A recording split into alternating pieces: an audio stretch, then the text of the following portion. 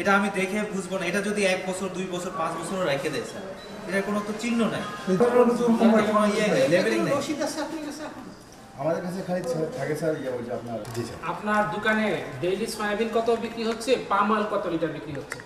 এই পাম 30টা যায় আর সয়াবিন 30টা যায়, এখানে তো সবই পাম। ওই যে আপনি পি লিখে রাখছেন, পি মানে পাম। সয়াবিন আপনার শেষ হবে না, ওই পাম বললেই সব সয়াবিন যেতে থাকবে। আপনার কথা যদি আমি ধরে নিই 30টা পাম বিক্রি করেন মেমুতে সয়াবিন না পাম বিক্রি করতে লিখে দেন, উল্লেখ করে দেই সয়াবিন। আমরা কিন্তু পরবর্তী এটা বিশ্বাসযোগ্য হবে না। না না সব আছে, সব মেইনটেইন সব পাম অয়েল এবং সয়াবিন অয়েলের মধ্যে মূল্য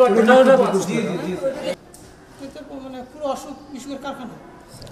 আমরা নীলফামারীতে ভোজ্য তেলের ফর্টিফিকেশনের উপর একটা সেমিনার করলাম। তো সেমিনারের অংশ হিসাবে আমরা সৈয়দপুর বাজারে দেখতে আসছি ভোজ্য তেলের কী অবস্থা। তো একটা গোডাউনে দেখলাম এখানে মানসম্মত মোটেও হচ্ছে না। এখানে পাম অয়েল দেখলাম, কিছু সয়াবিন তেলের ড্রাম দেখলাম, যে ড্রামগুলো অপরিষ্কার এবং প্রপারলি তারা ড্রামজাত করে নাই, যেটা মানে স্বাস্থ্যের জন্য মারাত্মক ঝুঁকিপূর্ণ।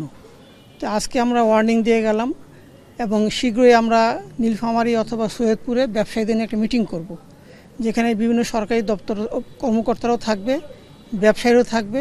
তাদের কি করতে হবে, করণীয় বর্জনীয়, এই বিষয়ে আমরা পরামর্শ দেব। পরবর্তীতে আমরা সরকারের আইন প্রয়োগ করব। এটি আমাদের মূল উদ্দেশ্য।